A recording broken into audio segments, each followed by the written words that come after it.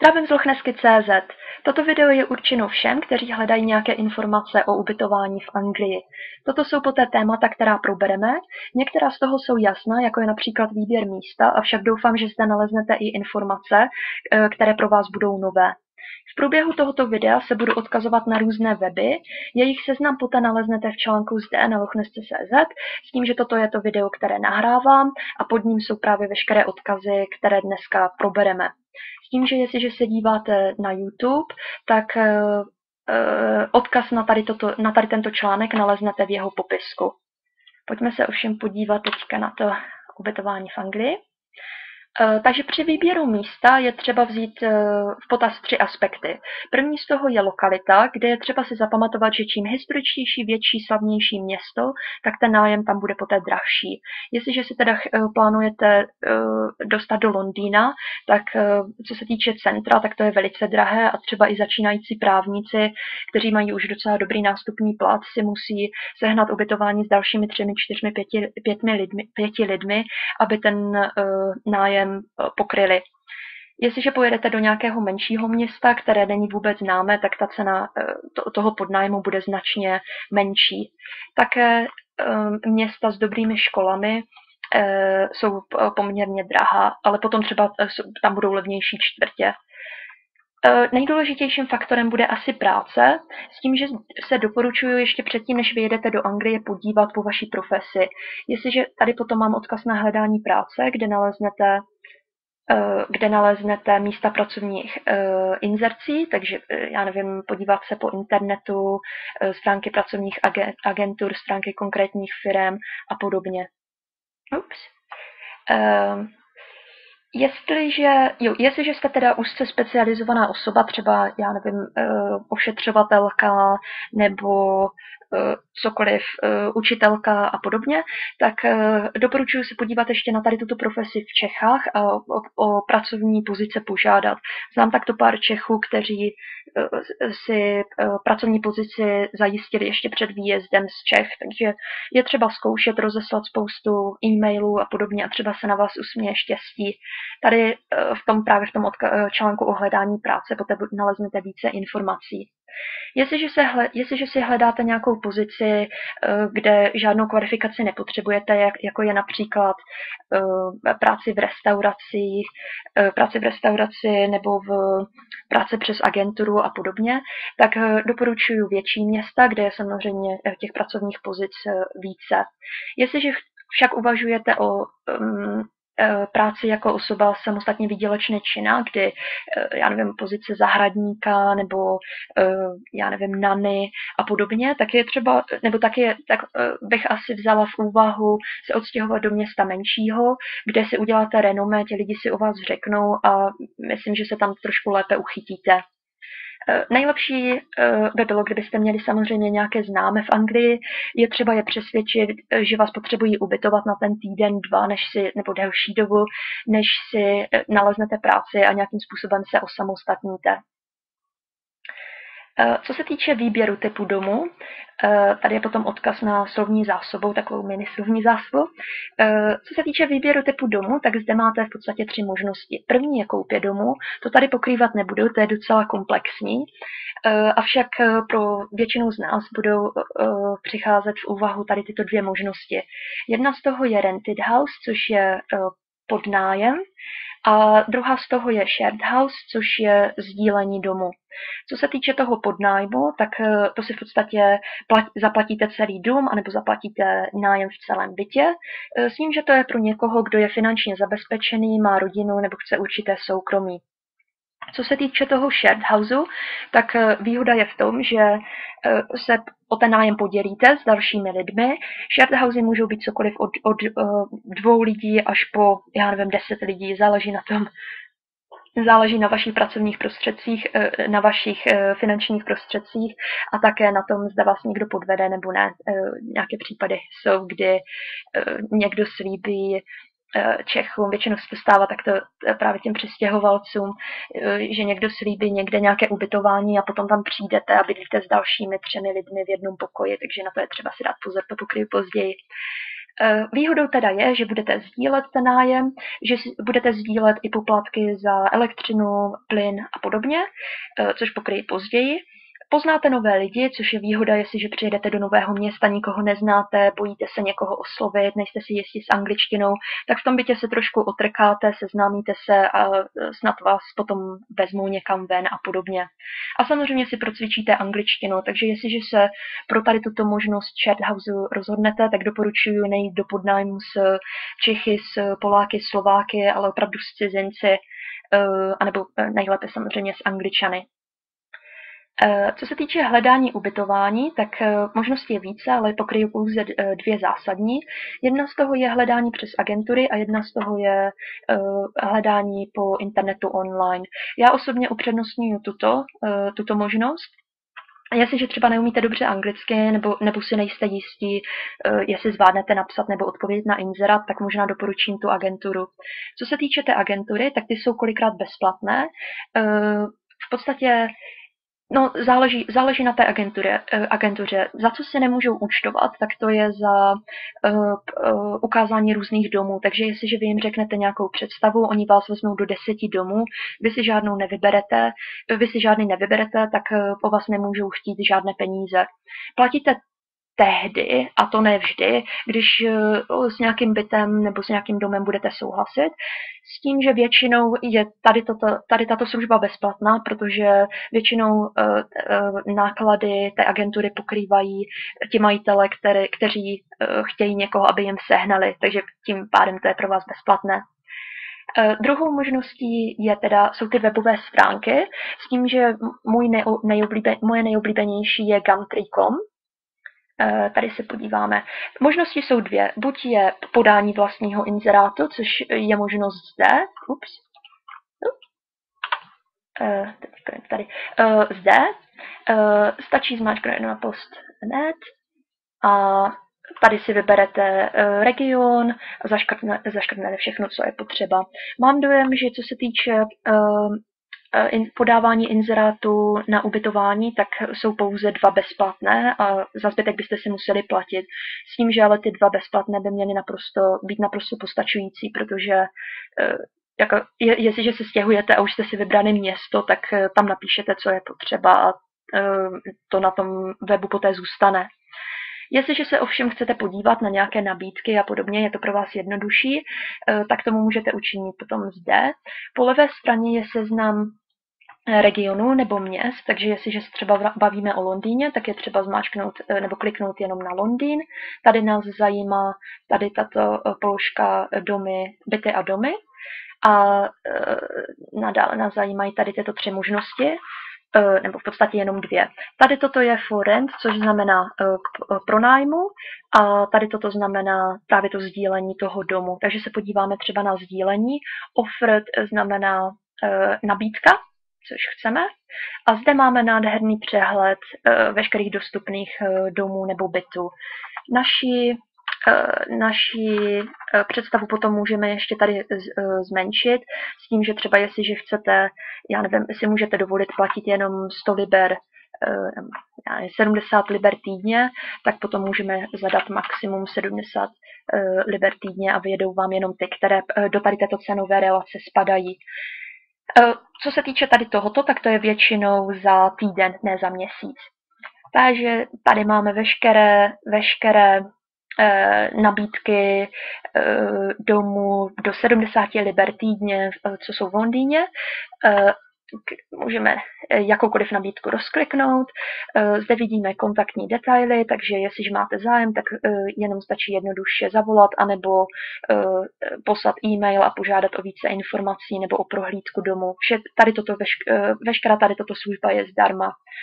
Zde máme potom i fotky domů, takže se na to můžeme podívat. Většina tady tento inzerát to nemá, ale většina z nich má ještě lokalitu. Jo, tady. Takže se podíváte, zvětšíte si mapu a přesně se můžete podívat, v které lokalitě toho Londýnu to je. Jenom tak krátce k té slovní zásobě, jak říkám, tam bude potom článek, nebo se zeptejte klidně ve fóru. P2TV znamená za týden, PM per month znamená potom za měsíc, tady ani tu možnost nevidím. Takže to by asi mělo být všechno. Jo, ještě kdybyste měli nějaké menší město, které nebylo uvedeno na tom začátku, tak zde můžete dodat jakékoliv město, třeba Bath, a dostanete se úplně na stejnou nabídku tady těchto domů. Tak si to rozložíme tak. Takže to by bylo Gumtree.com, vřele doporučuji. Další možností je Spare Room, což já třeba neužívám, ale někteří lidi ho užívají a jsou s ním docela spokojení a doporučují ho. Nevýhoda je, že za něj musíte platit, nebo respektive bezplatná možnost je zde jenom v tom, že jestliže máte zájem, jestliže jste si vybrali nějaký dům nebo byt, takže líbí se vám například tady tento, všechno je tak pěkně. Já myslím, že lidi to mají rádi, že ty popisky jsou tady trošku lepší. Plus tady máte, jestli je v pořádku mít zvířata, kuřáky, páry a tedy jestli to je vybaveno a podobně. Ještě depozit. Jo, k tomu, jestliže o toto máte zájem a nemáte zájem zaplatit, tak můžete poslat tady tomuto majiteli toho bytu e-mail, že máte zájem, ale nemůžete do toho e-mailu nic přidat, nemůžete ho kontaktovat jak kdyby vašimi slovy. Když ten majitel toho bytu si předplatil tady tuto službu, tak vám zpátky normálně pošle e-mail, který a dá vám svoje kontaktní informace, takže už potom uvidíte vlastně všechno a můžete ho přímo kontaktovat. Já mám dojem, že možná i vlastně to telefonní číslo se zobrazuje i bezplatně, takže je třeba zkusit podívat se, co vám bude vyhovovat. Takže to by bylo tak k tomu hledání ubytování vše. Co se týče rychlosti a délky, k ubytování v Anglii lze vyřídit už za jeden den. Jestliže jste v Čechách, tak doporučuji si skontaktovat nebo takhle. Rozhodnete se, že pojedete do Londýna, do určité části, máte, já nevím, na to, abyste platili nájem 70 liber týdně, takže doporučuji skontaktovat co nejvíce majitelů, kteří tady těmto podmínkám se shodují a domluvit se s nimi na otevřených dveří, nebo že se budete na ten byt podívat. Takže jestliže přijedete do Londýna, já nevím, 30. prosince, tak se s nimi domluvit, že k jednomu majiteli si zastavíte ve 2 hodiny, k druhému ve 4, k třetímu v 6, k čtvrtému 8. Půjdete se podívat na tady tyto byty a ten, který se vám zalíbí, můžete v podstatě ještě ten den zamluvit a do něj se okamžitě nastěhovat. Jestli to právě půjde, že se okamžitě nastěhujete, to budete vědět už předem, na tom se domluvíte právě ještě přes e-maily z Čech.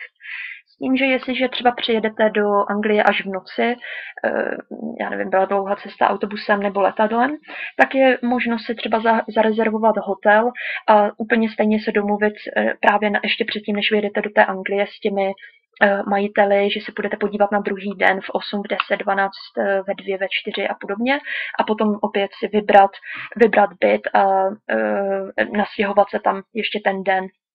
Co se týče délky, na kterou se zavazujete, tak to je většinou tak půl roku. Někteří majitelé strpí i méně, ale většinou počítejte tak s půl rokem. S tím, že někteří majitelé se nechtějí na tak dlouho vázat, nebo si chtějí jenom tak přivydělat trošku, takže najdete i inzeráty právě na tom Gumtree.com, kteří budou inzerovat délku ubytování třeba i na jeden týden. Však moc častá možnost to není.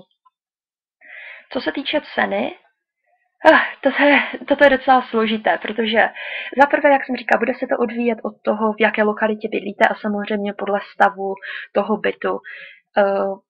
Plus jsou zde takové 2 možnosti. Jedna z toho je, že si zaplatíte nájem, plus si zaplatíte veškeré účty, které k tomu domu patří, což je v podstatě elektřina, voda, plyn, TV licence, internet, council tax, k tomu klidu se vyjádřím později. Takže jo, to je jedna z možností. Samozřejmě v tomto případě absolutně netušíte, jako nově příchozí, kolik vás to bude stát. Já tady mám 2 články. Jeden je článek o nájmu. Jeden je článek o nájmu a druhý je o výši nájmu, jo, ve fóru. Tady popisuju pár příkladů, ale v tom fóru je to docela dobré. Tady mi to, já myslím, že někde na straně 7 nebo 8, teďka nevím přesně. Jo, zde. Já to tam upravím potom v tom článku, to bude trošku lepší. Někde tam potom vypíšu veškeré, v tom fóru potom uvidíte příklady, kolik co stálo určitou osobu. No to moc přehledné není, ale já se potom, to najdete přehledně potom v tom článku, který bude tady s tímto videem. Jinak teda pro představu, co se týče toho nájmu, tak většinou se pohybuje kolem takových 70 liber týdně, s tím, že někdy lze sehnat třeba i za 45, ale to je vyloženě jenom takový malinký dům někde v nějaké čtvrti, kde většina lidí nechce žít. Jestliže jste ochotní platit takových 90 liber týdně, tak za to dostanete už poměrně pěkný byt. Co se týče tady těchto cen, tak to se většinou bavím o sdílením, o tom shared houseu.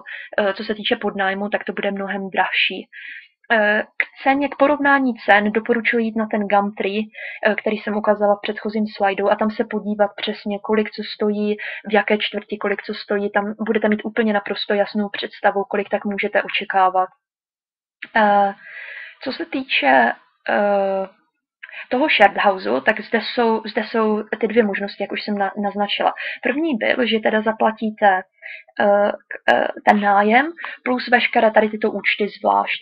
Ovšem, co se týče shared houseu, tak je zde i jiná možnost, a to, že platíte jenom fixní položku, což bude třeba 250, 300, 400 liber měsíčně, a v tom veškeré tady tyto účty budou už zahrnuty, což je docela dobré ve chvíli, kdy nevíte, kolik si můžete dovolit, třeba nepracujete a podobně, a chcete mít jasně dané, že prostě maximální položka, kterou si jste schopni dovolit, bude 250 liber měsíčně, takže si najdete přesně dům, kde bude nájem a účty za 250 liber měsíčně. Jestli to není zřetelné, tak potom, co tady vykládám, tak potom všechno najdete v těch článcích, kde to snad bude trošku lépe napsané. Většinou, co se týče těch účtů, které jsou zahrnuty už v té ceně, tak to je elektřina, voda, plyn, TV licence, někdy jde i třeba o úklid. Někdy se elektřina dobíjí, elektřina a plyn se někdy dobíjí, kdy máte takový měřák a přednabijete si to třeba za 20 liber a těch 20 liber vám zůstane, já nevím, na dalších 14 dní a potom si zase dobijete. Ale to záleží na tom, když už přijdete do toho bytu, tak už tam bude buď tady tento měřák, anebo normálně dostanete nebo normálně dostanete smlouvu. To je trošku složitější. Jestli vám toto nebylo jasné, tak doporučuji se opravdu podívat na tu Loch Nessku, do kategorie ubytování, a tam všechno bude lépe napsané. Co se týče, nebo vysvětlené. Co se týče toho council tax, tak to je docela vysoká položka. To je v podstatě jak kdyby daně městu, tak jak platíme v České republice za odpady a podobně, tak tady toto je úplně stejné, akorát docela drahé. Takže je třeba se potom, já tady mám i ten článek o council tax, tak je třeba se podívat, kolik zhruba by vás to council tax stálo, protože to záleží na ceně té lokality. Jestliže to je někde uprostřed Londýna, tak to bude drahší, než když půjde o nějakou malou vesnici, nějaký zapadákov, kde nikdy nikdo není. Co se týče toho pronájmu, nebo podnájmu, nebo i toho šerování, tak vždycky platíte zálohu. Ta záloha, toho se není třeba bát, prostě to je něco, co je naprosto běžná praxe, s tím, že většinou jdete do podnájmu, který se jmenuje short hold tenancy, leda, že by řekl ten majitel domu jinak. Jestliže vám upřesní, že to není tady tento typ, tak potom to nebude, ale jestliže vám neřekne k tomu nic, tak vždycky to bude tady tento typ. Proč to říkám? Protože majitel má povinnost tady tuto zálohu předat do takového depozitního schématu, které má za úkol chránit ty nájemníky. Takže, protože se často stávalo, že lidi si takto pronajali byt, dali zálohu, která už jim nikdy nebyla navrácena.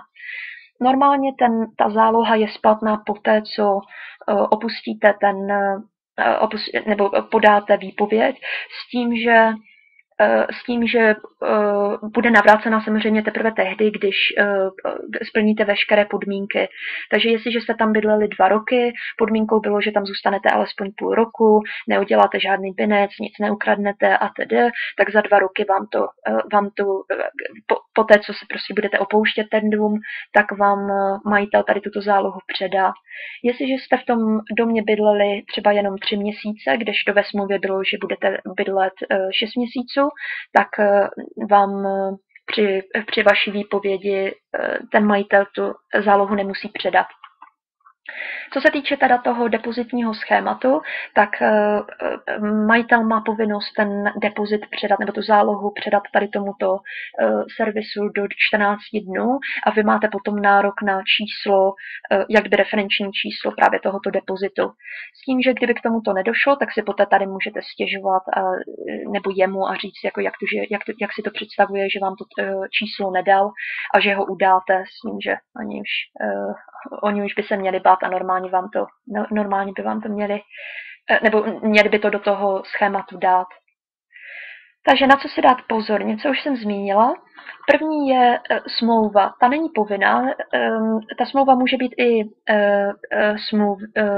smluvní, no, jakože nemusí být psaná, s tím, že má naprosto potom stejnou váhu, jako kdyby byla napsaná, ale v podstatě je v zájmu toho v zájmu toho majitele bytu vám tu smlouvu předat, protože jestliže ji nepředá, tak z toho vyplývají více výhod pro vás, než když prostě si stanoví určité výhody nebo určitá pravidla.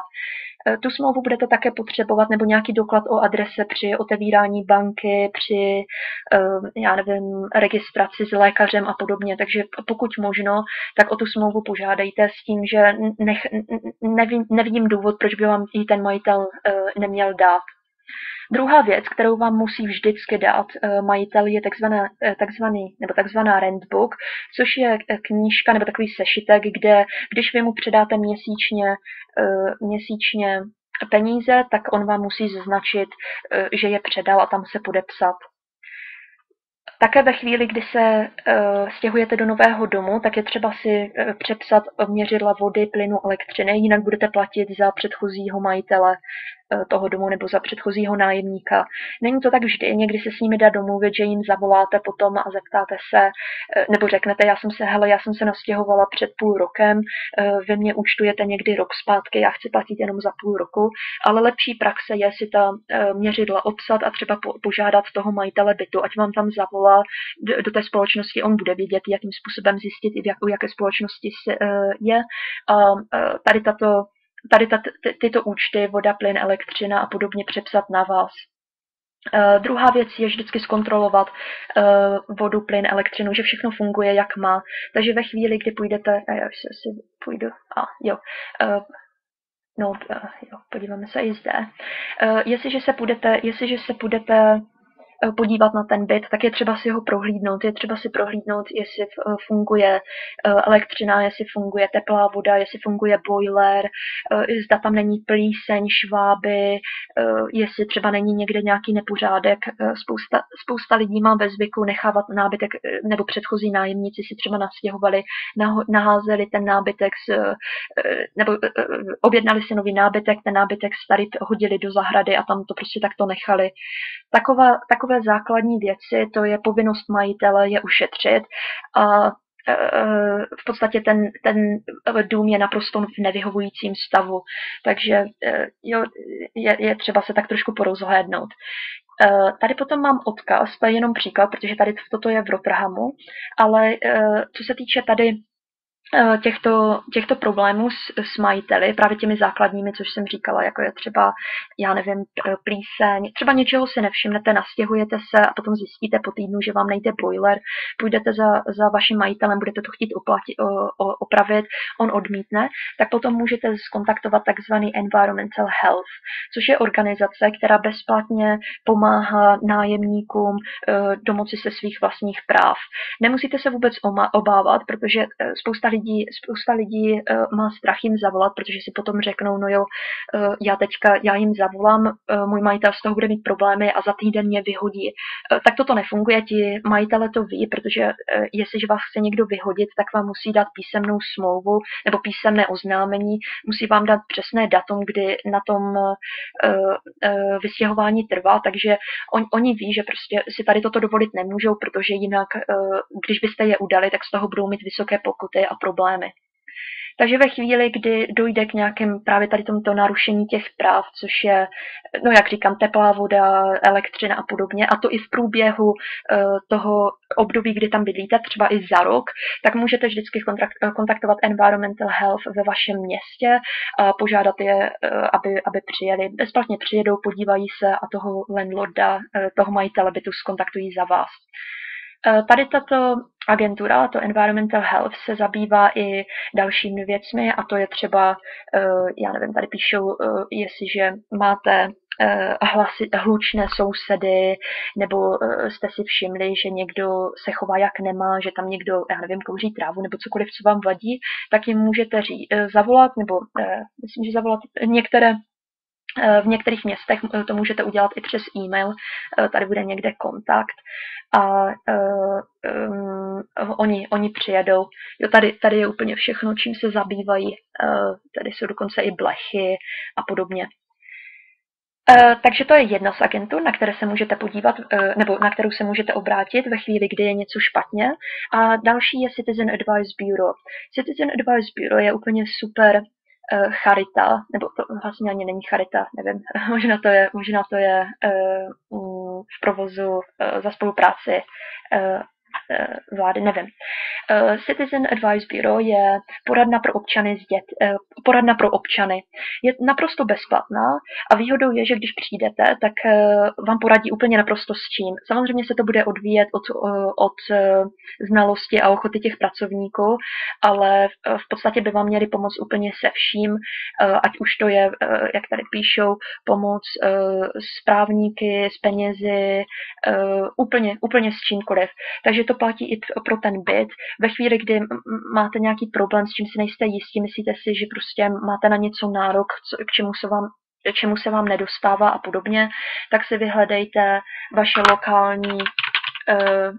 vaše lokální poradnu a zastavte se tam. Možná je třeba udělat si schůzku, takže buď jim zavolejte o schůzku, nebo tam prostě jděte a domluvte se osobně. Další organizací nebo takovou charitou je Shelter, která pomáhá, to je charita, která se specializuje přímo na ubytování, takže je určena znovu, tady píšou bezdomovectví, nebo jestliže vás vyhodili a podobně. Máte jakýkoliv problém prostě s ubytováním, tak je třeba se na ně obrátit. S tím, že všechno je taky bezplatné, akorát zde se trošku potýkáme s problémem, že nejsme Angličani přímo, tak tam nevím přesně, na co my jako občané Evropské unie máme nárok nebo nemáme nárok. Takže to je ta pomoc. A ještě tady mám pár věcí. Jedna z toho je státní byt. Spousta lidí se ptá, jestli máme nárok na státní byt, což je byt pro občany v nouzi nebo sociálně slabší občany. My jako občané Evropské unie, pro nás je to trošku těžší jej dostat a v podstatě pro normální rodinu poměrně nemožné. Tady potom naleznete odkaz, takže jestli máte zájem o více informací, tak je třeba si ho pročíst. Druhý je ubytování zdarma, což není odkaz jak kdyby na ubytování zdarma na pořád, ale jestliže se chystáte třeba jenom na výlet někam, tak můžete využít takzvaný couch surfing, kdy zdarma vám někdo poskytne ubytování v určitých městech. Couch surfing. Jo, tady, browse people. Takže jestliže třeba jako účel nebo jak to chodí je, že většinou třeba lidi, jako třeba my jsme Češi, nemáme na to, abychom si dovolili třeba takto vycestovat do Ameriky, Austrálie a podobně. Chceme si procvičit naši angličtinu, tak pozveme některé cizince k nám. Takže v podstatě napíšeme, že já nevím, poskytujeme někomu postel třeba jenom na 2 dny a že je provedeme vaším městem, v mém případě třeba Ostravou. Takže někdo, kdo má zájem o návštěvu Ostravy, tak přijede, přespí u vás, vy ho provedete a podobně. Je to všechno zdarma, takže vy jste si procvičili angličtinu a seznámili se s cizinci a pro ně to je v podstatě možnost ubytování zdarma. Takže stejně to funguje i opačně. Jestliže se chcete podívat do nějakého města, třeba já nevím, do Bath, Birmingham, Londýna, tak můžete poprosit tady tyto lidi, kteří tady tuto možnost nabízí, pošlete jim svůj profil a oni buď budou souhlasit, nebo ne. Více informací a potom i odkaz naleznete znovu v jednom z těch článků. Další věcí, co se týče ubytování, tak to bych chtěla zdůraznit, že každá nemovitost by měla mít kouřový alarm. To by měla být v podstatě povinnost majitele vám doručit nebo ho nainstalovat. Jestliže k tomu tak nedojde, tak většina hasičů poskytuje tady tento kouřový alarm zdarma, takže je třeba se podívat na council website, což je stránky vašeho města, oficiální stránky vašeho města a tam se podívat, tam si dá třeba smoke alarm do vyhledávání a podívat se, kdo vám ho zdarma dá. Není to nutné, ale je to docela dobré to mít. Další věc je test plynu.